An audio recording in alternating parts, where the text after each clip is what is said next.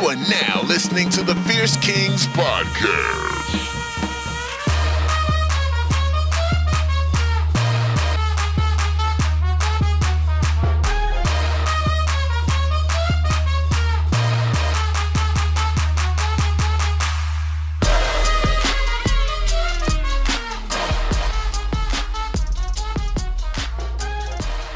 All right, it's the big one. It's the big 2-0 FK20. Ladies and gentlemen, my name is Paul. I'm with the one and only Stu Fierce, and you are now listening to the Fierce Kingz podcast. Stu, what it do, baby? What it do is it be hot, my G. Like it is a scorcher in the big smoke for the past 3-4 days. And I am popping tamales and I'm sweating, boy. Pop the tamale, I'm sweating. It is hot, man. It is hot. But it's a nice change. It is a nice change, and I do enjoy it from time to time. I am more of a cool, kind of colder guy, if I am being honest.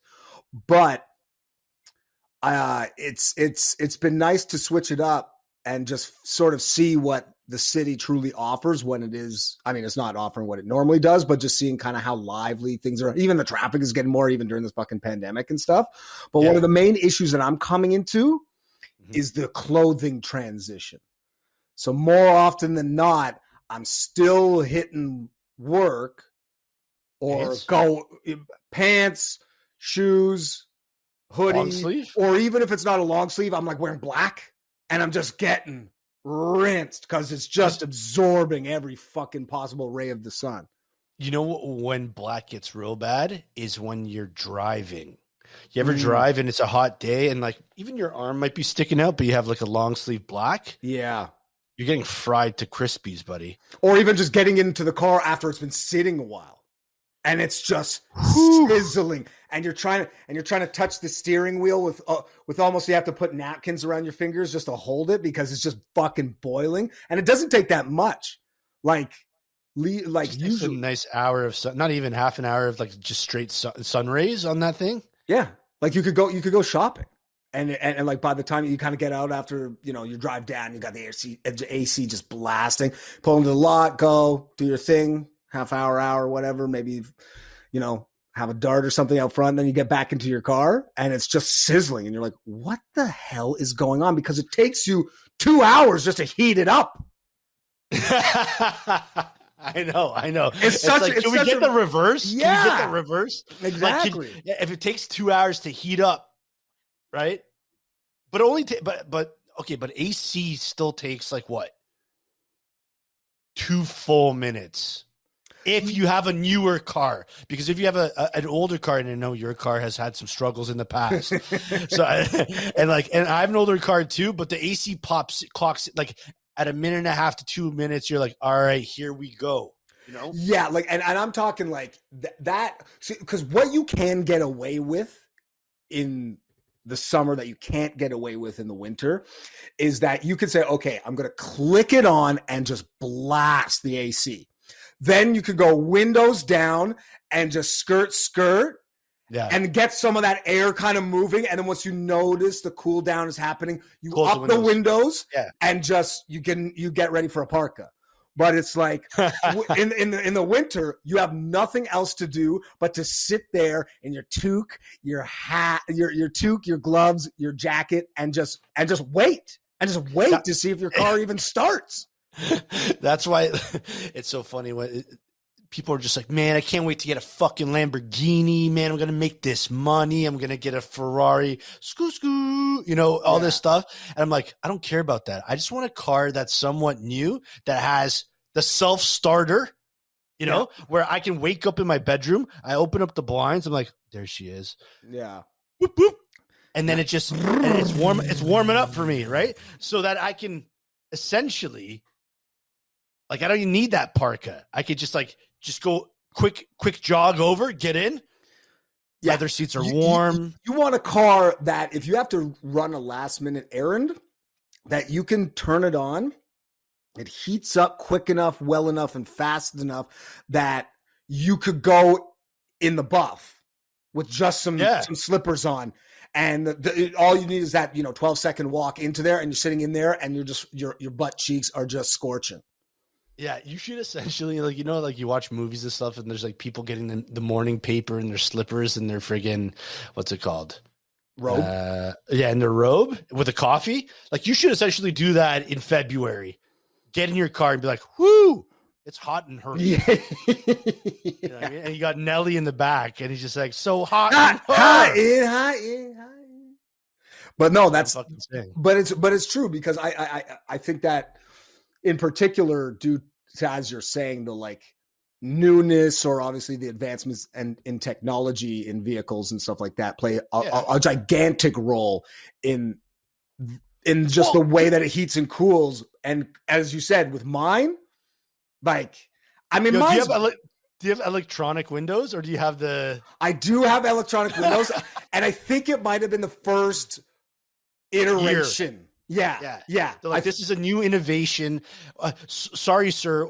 I just want to know, how did the price of the Honda Civic go up $7,000 in 1 year? It's just like electronic windows. Have you seen this shit? Yes. It's like, what a feature that must have been. They're like, yo, that's in the past. That's in the past. Oh, you know what? I might actually even look it up after the show, because I think, because it's a silver 2001 Honda Civic. You're wondering if probably 99 2000. That's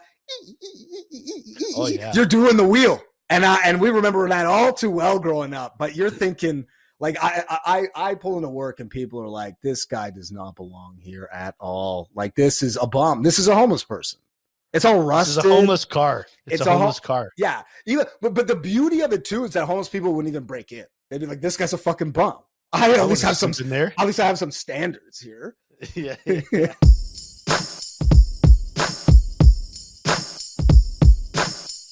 You are now listening to the Fierce Kingz podcast.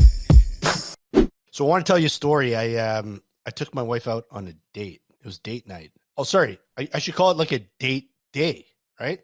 Got up early, didn't work out, but felt good. It was a nice day. And I said, I'm going to do something special for my lady. So we went out, we got some coffee, we got some really good takeout, breakfast. There's this place right by your old crib, actually, Golden Gecko. Oh yeah, Golden Gecko. Yeah. It's a hard splash. It is. It's Aussies. Are they? Yeah, they're Aussies that run it. Great coffee, great pastries, man. Bagels, everything. You know what I mean? We go there. I said, yo, I'm going to take you for a phenomenal walk on the Humber River. Mm-hmm. Okay. Mm-hmm. And for those listening, like, my wife's also 8 months pregnant. So she's very uncomfortable most days. Okay. Mm-hmm. So this is a short walk. Anyways, we drive down to the water, to the lake, to Humber River, and we park, and then we start hitting it. And just like, dude, so much construction. Like, they're ripping out everything. I think what they're trying to do is build it into like the new High Park, where there's like a nice paved bike trail, and like cars can drive by, and there's going to be like activities that you can do and stuff like that. So we're walking down this like dust path, right? Getting murked by dust, and there's like cranes and shit. Then she's like, I got to take a piss so bad. So let's go over to that thing. It's like the public washroom. Of course they're closed. Right. And then she's like, all right, maybe I'll just squat it. I'm like, squat it. I'll get, I'll watch your back. I'll spot it. I'll spot it for you, baby. I'll spot the squat, baby. I'll squat and I'll spot. And it stinks like piss, which means other people have been doing the exact same thing. Guaranteed. And she's just like, I'm not down for this. So we're having a quick think. And I see this robin, like a bird, in a tree, right, looking at me. And I shit you not, man. It came right at me. It just fucking swooped right at my face. So I ducked out real quick. Yeah. And I was holding that coffee. Yeah. And I launched it at her by accident from the flinch. So she's covered in coffee on her white T-shirt. And I just looked in her face, like in her eyes. And she just looked at me like, this is the worst fucking day of my life. I'm like, do you want to just go home? She's like, yup. That's a wrap. So the question for you, man, is, have you ever fucking gone on a date and it just goes south, or just rotted so hard? Well, you could probably ask my wife that.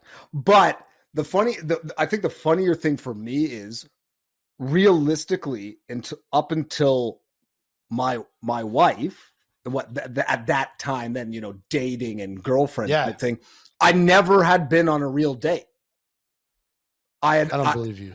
Never gone out for dinner? Like, hey, let's go to a restaurant? Not like a dating situation where you're like, you were hooked up, a blind date, or you met or whatever, and then like, let's go to a movie. And then she was actually the first one that I started to venture into that territory. More of the other stuff was just, you know, just meeting sort of, you know, collaterally or whatever.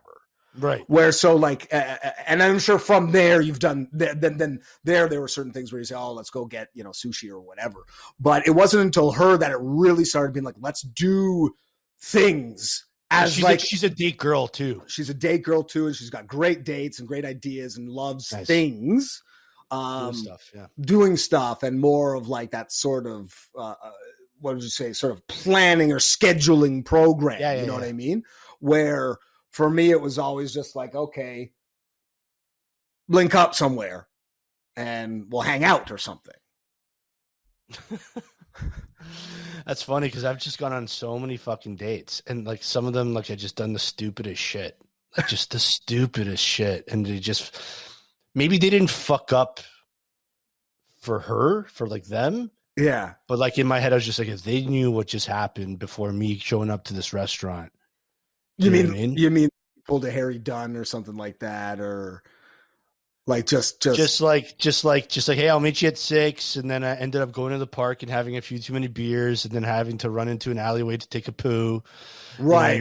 And then they're like, hey, how you doing? And she's like, good. And I'm just like, great. Well, listen, I sprinted over here to make it on time, and there's skid marks. Let's just say there's skid marks. And when we get back to your house, if you'll accept me, I need to take a shower immediately. Yeah, and you have to wash my clothes. I'll be found out. Yeah, you're gonna have to do laundry, which we'll talk about later. But I think that for me is one of the primary reasons why I can never be a date guy, because that would be always the situation where I didn't have the sort of faculties to be able to pull off a date. Because it would always be it's pretty hectic. It is hectic, especially when you're like really on top of it and you got things like planned or they've got things planned. And I just know that it's always going to fuck up, and I'll fuck it up somehow.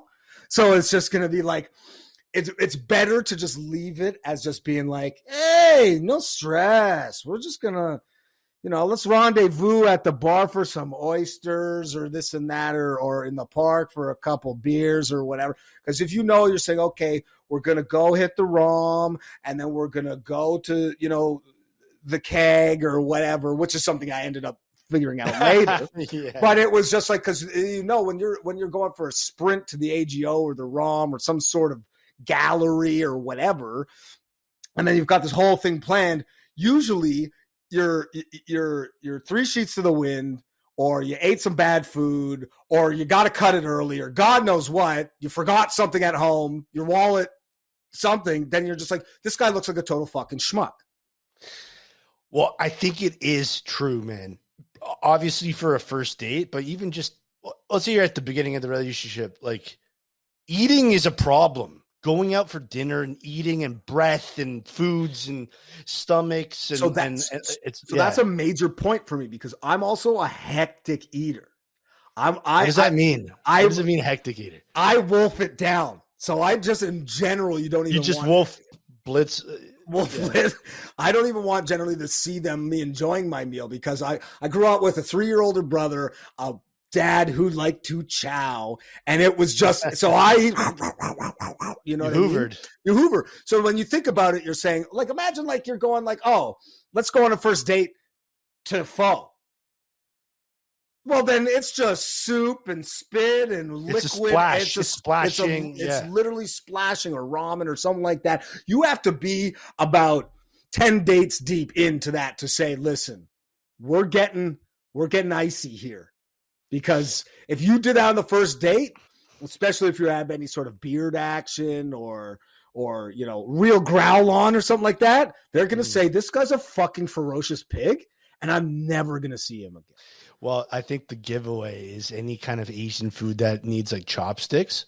Yeah. I'm kind of nice with the sticks. Same.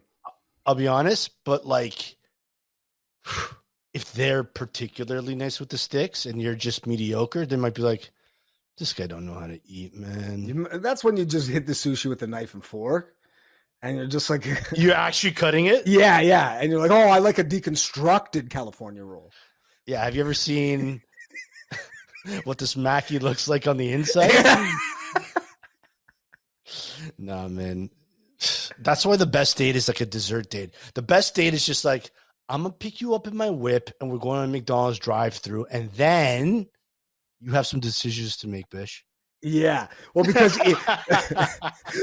because I mean, you can think about if you pinpoint pretty much everything you're supposed to be doing on a date, like on a real date, especially like these excursions, disaster is looming at every corner. Because you're saying even people love the coffee date. You just go for a coffee and a walk, sort of like you just did. That's disaster. Coffee's a diuretic. It's a laxative. It's all this. Plus, I threw in an almond croissant, so I was already like, I got to hit that washroom too. So you're turtling. She's busting at this, breaking the seal, and so then that's her saying like that's the most simplest of dates. Let alone something where either you're, fucking $300 in the hole, or just like you fall asleep at the movies, or God knows what. Like this is the whole thing is a fucking disaster. Oh, let's do a cocktail. Let's go get some cocktails and oysters or something like that, and you black out on 7 Negronis or something. It's all what. You're best to just sit across from each other at the table and ask each other direct questions, almost like it's an interview. That's got to be the first date number one here on out. It's an interview. Who are you? How many siblings? What's your favorite color? Where'd you grow up? Do you have a post-secondary education? Yeah, and then she ticks all the boxes. You go on date 2. Exactly. And then you get an ice cream.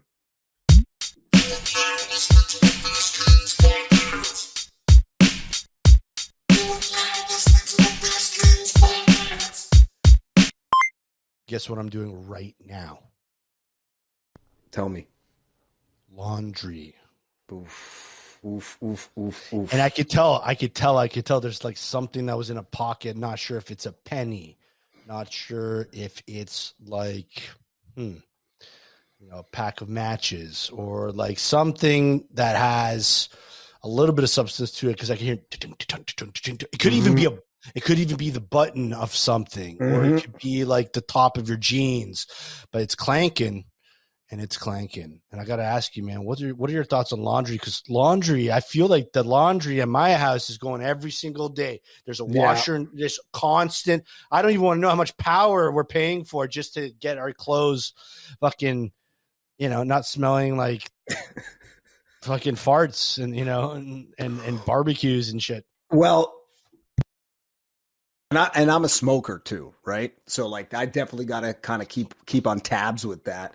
But I fucking hate it, man. Like I get It's a ton of work. It's a ton of work. And it's a Think ton about of it. Not good work, because you're kind of like, you don't feel accomplished. I'm sure some people do. They're like, look at this. You know what what I'm sure feels good is when you've folded the clothes and put them away. But I don't do that. I very rarely do that. I do that when I know my wife is coming home from a trip, or now she's been working out of town, or things like that. Or when she says, "Oh, is the laundry done? Let's go fold it." And then you're suckered into the whole thing because you can't say anything else. But for me, maybe at best I'll do some drape action so it's not completely curled up. But once it's washed and it's got a little bit of that sort of, the tension or the crunchiness or crinkleness is kind of dissipated because it's got some good tumble dry, I know more often than not, I'm pulling that out relatively soon. Like I don't have an extensive wardrobe, right? So I'm usually I pretty much am on like a 7-day cycle. You're wearing the same shirt at least once a week, and sometimes twice.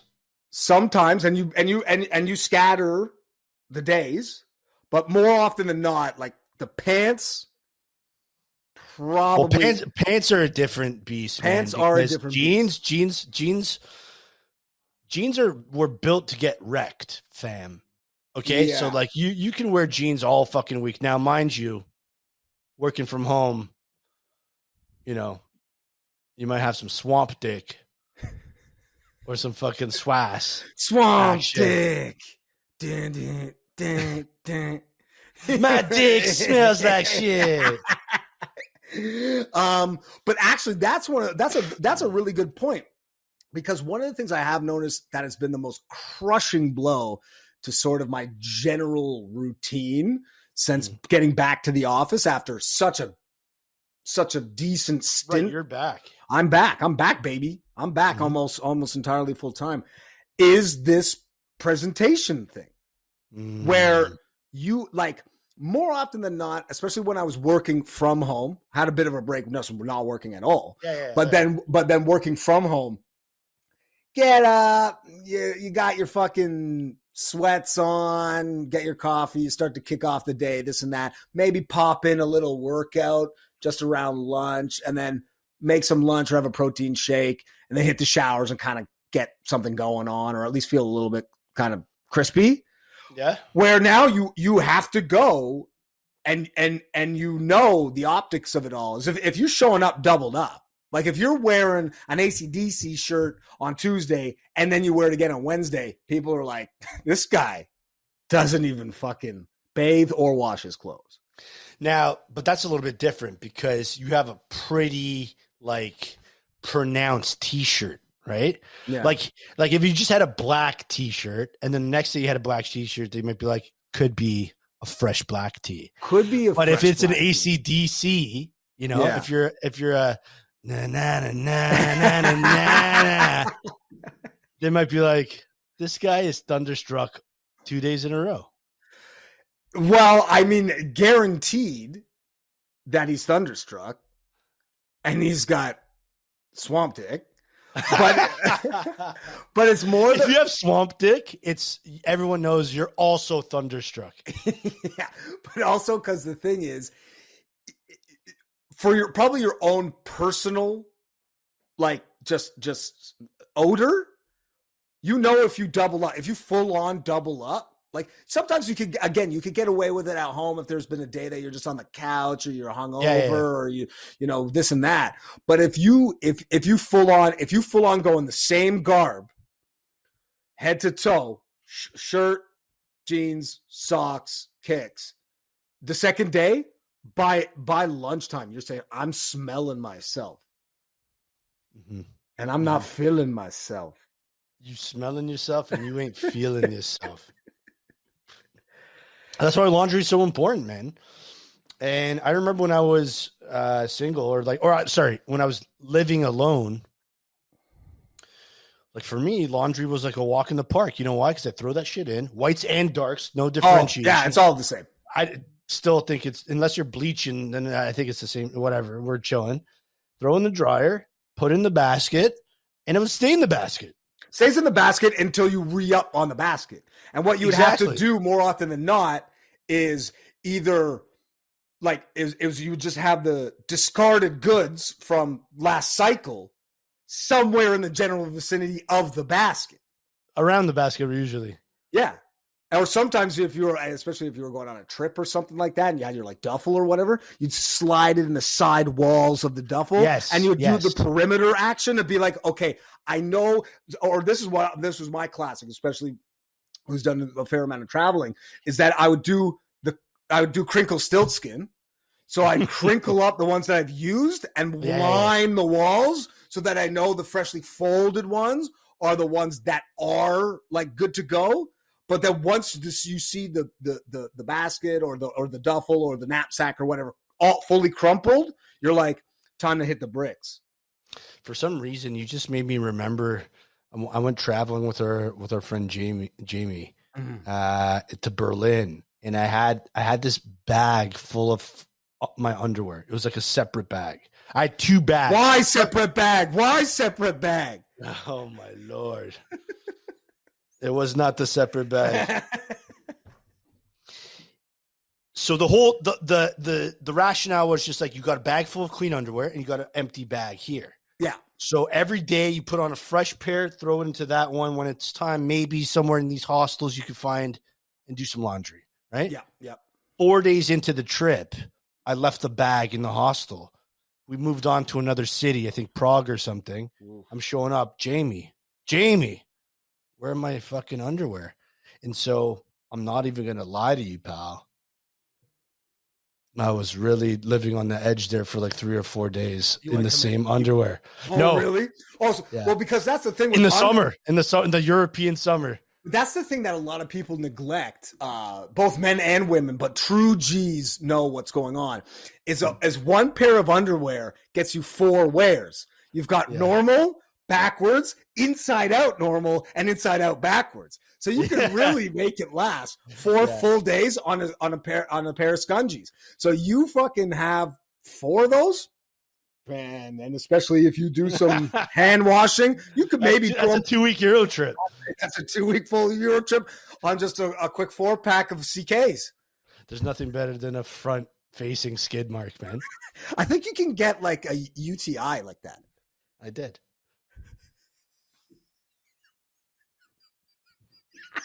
Would you rather? Would you rather? All right, ladies and gentlemen, would you rather? Very excited today because we got a lifelong listener. I guess so. We've only started the podcast about 20 weeks ago, so that is a lifetime ago. Mm-hmm. And I want to introduce you to the podcast. His name is Richard. I'm not going to say your last name unless you want me to, Richie Rich. But listen, man, thanks for hopping on. Really excited for you to get on this. Would you rather? And I'm really looking forward to the You Rotted story that you're going to tell us later. Welcome. What's going on, boys? First time caller, long time listener. Probably for the best that you're not dropping my last name with the kind of stories we're going to be telling. Makes sense. Don't want any future employers tuning into this and me nearly getting a job 10 years from now and them going, "Oh wait, I heard you on that podcast." Yeah, you're not hired. Don't worry, don't worry. No one's going to be listening to this in 10 years. So no one's going to listen to it tomorrow either. So. Well, there's going to be about 13 or 14 listeners, so I mean, let's shout out to them too. You know? Seven or me. Big ups, boys. Yeah, same here. All right. Check it out. So shout out to my wifey. She just busted this one out yesterday. I was just like, say word, would you rather? So, Richard, Paul, and Stu, but Richard, would you rather, be able to get your dream house? The most amazing house, everything that you ever wanted, pool, mansion, 20 acres, whatever it is, but you had to host the person you hate most in the entire world once a week, or have that dream house, but would have a spontaneous, traumatic ghost haunting once a year in that house? Oh, that's a great question, but absolutely far and away the second one. I would definitely not want to have my most hated person over for dinner every fucking week.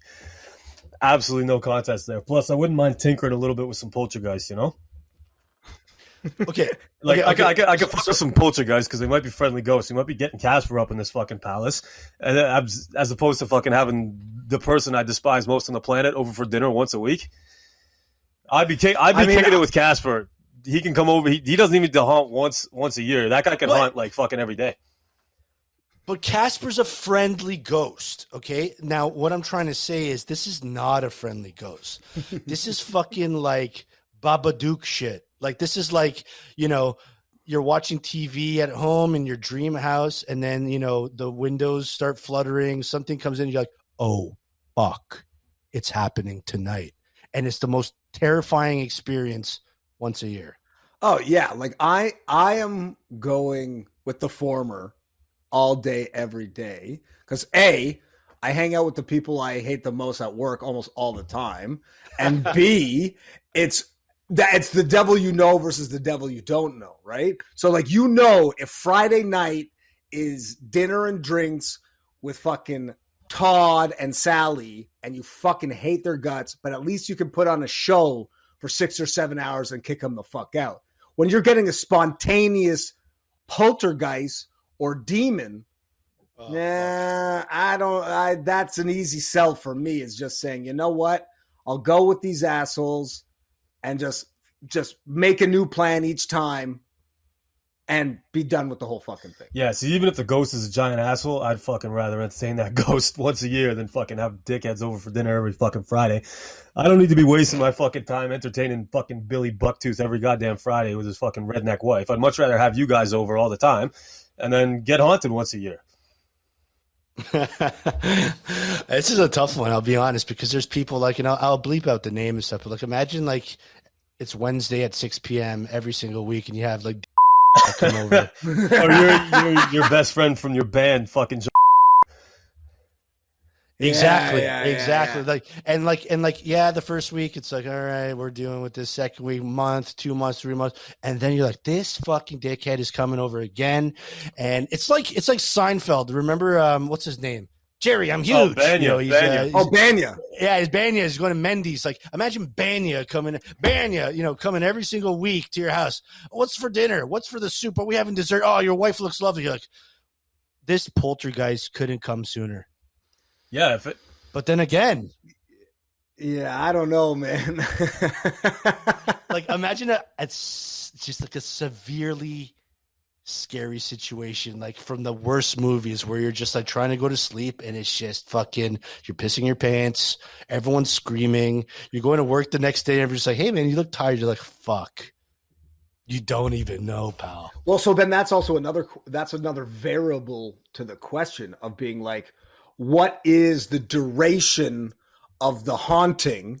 And what are we talking? What are we talking about? Because as you said, right, like it can only last so long, and you die? You can't die because it has to be perennial. So in which case you might be saying, okay, I'm going to have a shitty sleep, versus having come up in the mix.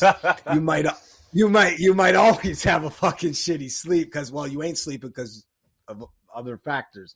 I'd be losing sleep knowing I had to entertain some fucking douchebag once a week. I could much sooner handle 24 hours of haunting. And you never even know, man. It could turn out to some fucking, I'm going to get all existential here, but it could turn into some fucking Sixth Sense sort of situation where you just figure out how to help them and then they don't haunt you ever again. So you just get a new haunting once a year, help them, send them on their way, send them to the afterlife. I got something. Okay, no. So then let's revise that a little bit. So let's say it's: would you rather have the mansion and home and family of your dreams, but you got to host assholes or someone your worst enemy every once a week, or would you rather be the poltergeist like Bruce Willis was in The Sixth Sense? So can I just interject with one thought there? I don't even know why this escaped me in the first place. I don't even want a fucking mansion, haunted or otherwise. It was dream house. It was dream. Don't even want a dream home, bro. You don't even want a house, eh?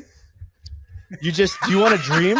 I just want to live in other people's houses, Someone get this guy the dream house is a giant mansion. I'm a man of humble wants in life. I don't need much. I'll occupy a tiny little cellar bedroom in that whole fucking mansion. That poltergeist be fucking lost for 23 hours a day. Maybe he finds me. Then I'll be up in the attic, bro. Who cares? Maybe he finds me at like 11:58. He got 2 minutes to fucking haunt me. Okay, so then revise it. The dream thing that you would have as your abode. Your happy space. Your happiest place dream, just the most amazing place for you. Whether it's a cellar my or most a amazing place wall. for me is an unhaunted one. So this is pretty conflicting. Okay. So then I think you answer the question really when it comes down to it is that you're going for the asshole. No, he's going for the ghost. I would 100% go for the ghost. He just. But that's not his dream house. His dream house is one that's unhaunted. But it's asshole free too. Well, you can't. Yeah, no, I take the poltergeist.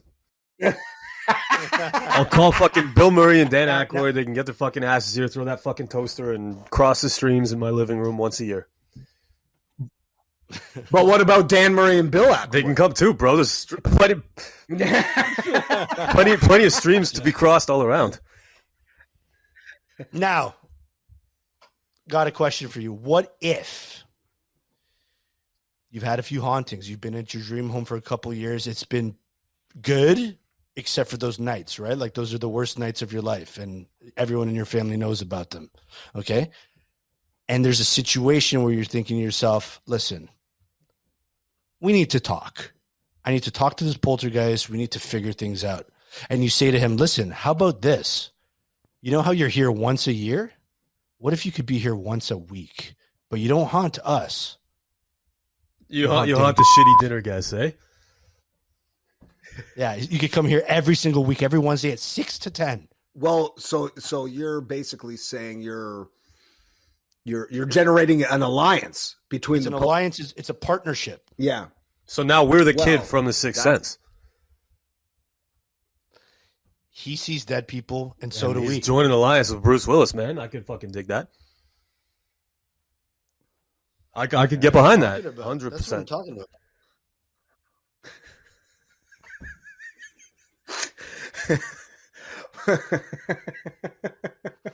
Now the question is, what is your dream house, man? Is it a mansion? This guy doesn't even have a dream. He can't have a house in this non-existent dream.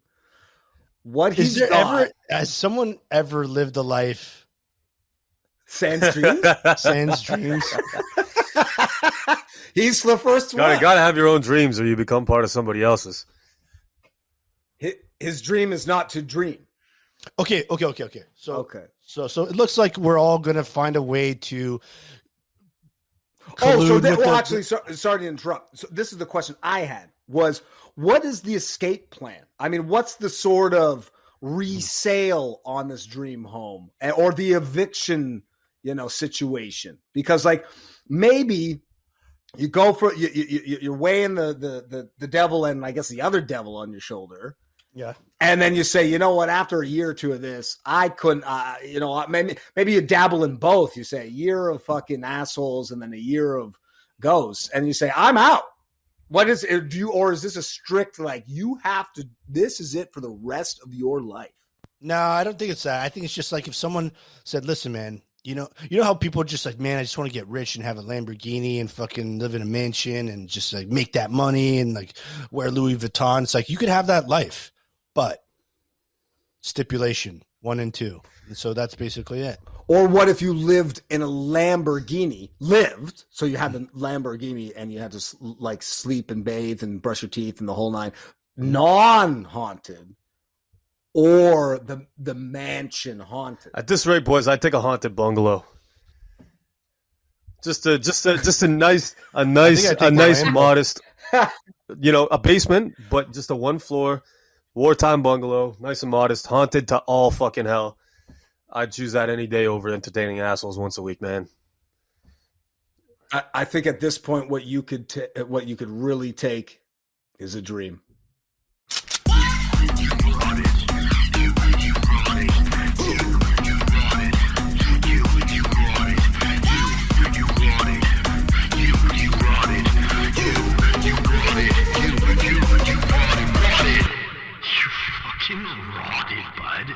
All right, ladies and gentlemen, welcome to You Rotted, the segment where you guys can send your stories of times where you rotted. And to do so, all you got to do is send us an email, fiercekingz@gmail.com. You can also hit us up on Twitter, Instagram, and we on that YouTube. All right, so don't be shy. Send your stories in, and we're going to put them on the show. Richie Rich, a.k.a. Twitchert. How you doing, pal? I'm really excited for your story today. Why don't you let the folks know how you rotted, pal?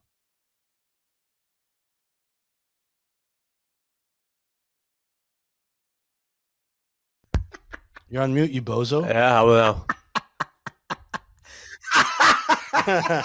How about now? Right there. It's done.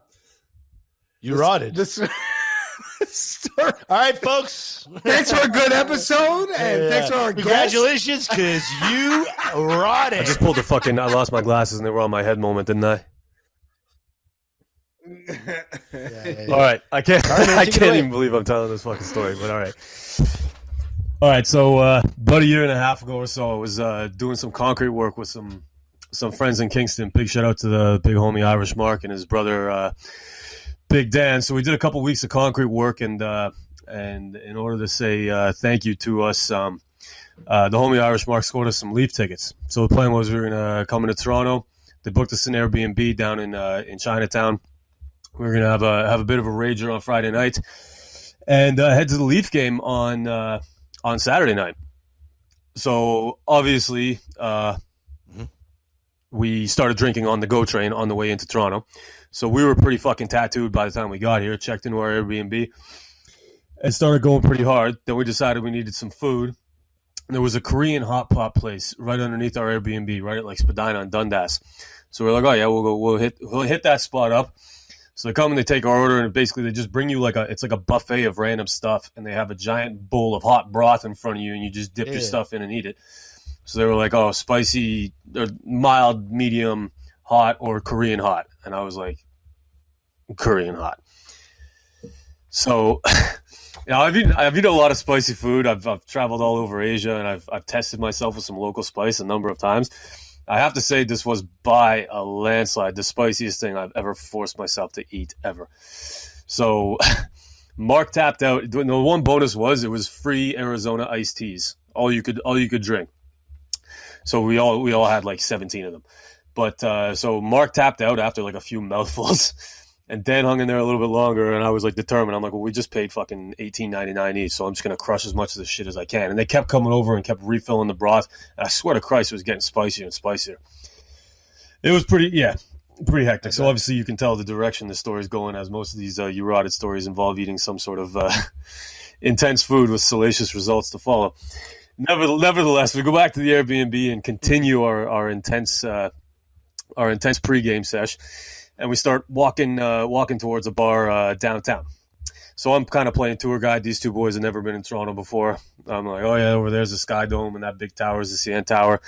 And then we see these fucking idiots, chest puffing morons in the street get into a street fight. And I'm like, look at these fucking morons. This is what's called a street fight. I'm like, don't need to tell these Irish boys that. They're from Ireland. They fucking punch each other in the face for fun.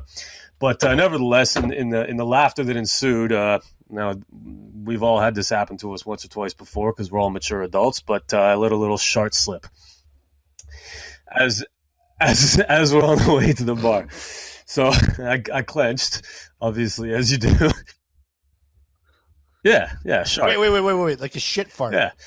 So I didn't panic. I clenched. I was laughing. So obviously, I tell the boys as we're walking what's just happened. So obviously we laugh more, and you know how tough it is to hold that in when you're laughing. So we're laughing. We get to the bar we're going to. You'll probably have to bleep out the name, but it's a place called the Bovine Sex Club, and we're there. There's cover, so I'm like giving them my ID and paying my $10 cover while still clenching, and they let us into the bar, and they're like, oh, what do you want to drink? And I was like, yo, I'm heading straight for the toilet. Just grab me a steam whistle or whatever. So we'll go to the toilet. I don't know if you guys got any lady listeners. I don't know what women's bathrooms are usually like in places like that, but establishments of that esteem are not known for their high quality of men's toilets. So I go in, and there's one urinal and there's one stall. Both are occupied. So I have to... Occupied, yeah. So I have to wait. The guy at the urinal finishes, and he gives me the whole like, "Oh, you can go now." And I have to do the awkward like, "No, I'm waiting for the stall." And then people keep coming in, and they're like, "Oh, are you waiting?" And I'm like, "No, I'm waiting for the stall." And so people keep going and peeing or whatever. And then doing the stall finally comes out, and there's always that awkward moment where they nod to you and you nod to them, and you're like, "You just took a shit. Now I'm gonna go take a shit." There's a mutual understanding, and you bond for about 2 seconds. There's that awkward eye contact, and that's what goes down. So I go into the stall, and obviously, establishments of this esteem, there's no lock on the door. So So I sit down on the bull, and I've got the only option I have. The door keeps swinging open, so I've got to put my feet up against the stall door. So I got my drawers down, but my feet are up against the stall door, and I'm trying to figure out how to circumvent this particular situation. So in the end, I literally just resorted to ripping my boxers right off, so I didn't have to take my pants down, and made quick work of disposing them. So I got I leave the bathroom. This is pre-COVID, obviously, but I was very, very diligent in washing my hands after that sort of affair. I make sure I'm all cleaned up and presentable. I go out, and we keep smashing drinks. I continued to frequent the bathroom over the course of the night, but I was at that point going commando. The damage was done. So we keep drinking, and we close the bar. We're there till last call. We stumble home, grabbed some fucking A&W for good measure, and go back to the Airbnb and oh and my god! Then went for a colonoscopy. Eh? Bro, I had Pepto. I had Pepto, but the damage was done, man. Like you can't defuse a bomb after it's already guess gone you'll off. be leaving. But the story's not done yet. No. And you're gonna like this. There's a bit of a twist ending. So we get up, a lot like that. So we get up the next day, and we're all in pretty rough state. But we obviously, because we're irrational idiots, decide to start pre-gaming for the Leaf game. Well in advance. So we're going, and my guts are in pretty decent shape for most of the day. And we get to a couple hours before the game. Good bit of drinking has been done at this point. We start getting ready. I put on my Wendell Clark jersey. We're heading downtown. My stomach is getting worse and worse. I stop at a convenience store, grab some Gatorade. I'm sweating profusely, and it's like November. Just sweating like fucking crazy, not feeling good. We get to the game. We get some drinks. The first beer goes down all right. You know, those fucking giant beers are like a fucking liter, and they're like $19 fucking. So we drink those, and my stomach starts fucking fucking just doing somersaults. So we're watching the game, and I swear to God, this is probably we're playing Philadelphia. It's probably the most unexciting game of hockey I've ever seen. There were no hits. The Broad Street Bullies versus the Bay Street Bullies, and nobody's bullying nobody. The only thing getting bullied is the fucking toilet. I'm in and out of there nonstop, to the point that this guy next to me, who's like in his mid-50s with his little son, keeps saying to me, like, dude, are you okay, man? Like, yeah. So, like, homeboy keeps asking if I'm all right, and I'm like, oh, yeah, no, I'm all right, man. And somebody buys me a hot dog. I can't even look at it. I can't even eat it. Second period finishes. The game's tied. I think it's tied 3-3, if memory serves correctly. I go for one more bout in the bathroom, and I'm like, this is it. I'm done. I feel so ill. I go back to see the guys. I'm like, guys, I'm sorry. Like, I gotta bail. I don't know if you guys, listeners, or anybody understands how hard to come by Leaf tickets are. So I literally went back to the hostel. Yeah. The Airbnb, and I threw up blood, and went to bed and missed the end of the game. Shit. So I rotted pretty hard. We lost in shootout. Did they win? So it's double rot, soon to be triple rot. Because the next day, I'm telling people that I was at the game last night, and people keep saying, well, actually, I shouldn't say people keep saying. The person I'm talking to keeps saying, like, they're like, yeah, but it was crazy. You saw what happened, right? I'm like, no, like I watched most of the game, and then I know we lost in shootout. Like, what was crazy? There weren't any fights. There was nothing. They were like, no. Don Cherry got fired. He dropped that "you people" line and got fired. So, yeah, I rotted, but Don Cherry rotted a lot fucking worse. So there's a twist ending to my rot story. Somebody else rotted a fucking hell of a lot worse after 47 years doing Hockey Night in Canada. That guy got his sorry ass canned in one night. Well, that's kind of a tricky one on that, because, you know, Don Cherry rotted hard, but he rotted as a 90-year-old millionaire. You were just puking up blood for no apparent reason because a bunch of Korean food. So what are you telling me? They were out to get you, man. They're like, oh, yeah, you could definitely handle the Korean spicy. Don't worry about that. When you're doing any excursion to any event of any sort, you do not venture into the real deal, whether it's liquids, i.e. pho, ramen. Yeah, you don't go chili cheese. You don't go poutine on a talked about date. I chili know you don't cheese eat last ribs. week. I went full chili cheese. You went full chili cheese. You went Korean fucking hot pot, bud. You went I went full number 2. Number 9. So what you're telling me is, what you're telling me? Oh, you went number 2. Who does number 2 work for? Oh, yeah. So you're telling me Don show Cherry that rotted who's with boss. more dignity than me? Is that what you're trying to tell me? You know what? I have a feeling Don Cherry is. Oh, look at that guy had with- the same experience. Look at that guy with as his you, fucking knowing double him. chin and his Not jowls. That guy personally, shit but- himself 1,000 but fucking times. Yeah, but he shot himself at Wayne Gretzky's in private. Unlike Yeah, sipping on $200 scotch, coming. And when he went home, it was at the fucking haunted mansion of his dreams. the boulevard of haunted mansions. I'm telling you right now, it was the Yeah, A&W. the boulevard of It's the hot extra pot pickles dreams. they get you every time. Yeah, it was the I A&W, not the love Korean A&W. food, man. We Let's already not fool talked about ourselves. this on episode 3.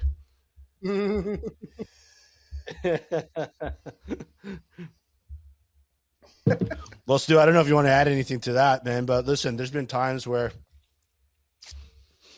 when you just get hit, you just get hit, Like you could be having the best night of your life and suddenly like your body's like, homie. Oh, bro, I didn't get a in warning. about 30 seconds. I didn't get any we're- warning shot. They we're just went. unleashing. It went straight for the kill. Well, you sharded. You sharded. Fight That was fights sharded, man. But that was, I think Shots that, sharded, yeah. that was more just the decisions that were made, though. Like going into it and knowing you're like, yo, I'm gonna go fucking suicide wings and just bovine sex club. Well, you went until to a 5 a.m, and then going to eat fucking chili cheese dogs at the fucking. Yo, Leafs what you're game. doing right now is What called do you victim expect? blaming.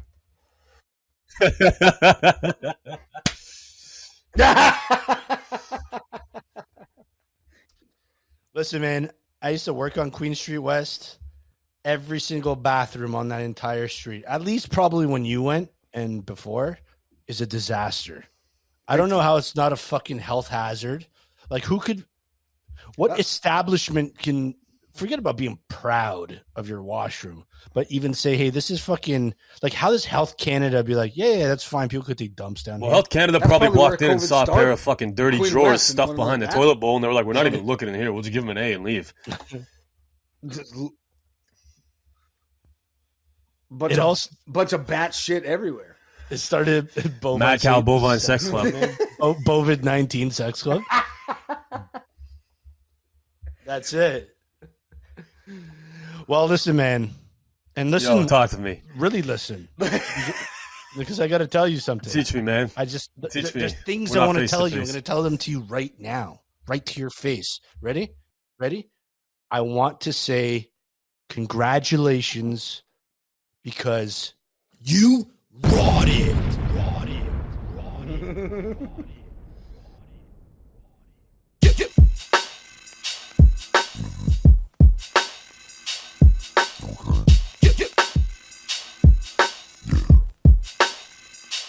Fierce. All right, well, that's it, ladies and gentlemen. That was episode 20 of the Fierce Kingz podcast. I want to thank you for all of your support. Remember, you want to get on the You Rotted segment, you want to send us some topic ideas, all you got to do is send an email to fiercekings@gmail.com. Don't forget to follow us on Instagram, Twitter, and the YouTube. And with that, Stu, is there anything that you would like to tell the listeners, man? Just, my God, I pray for Richie's stomach. And now, right now, no, not now. Now you are not listening to the Fierce Kingz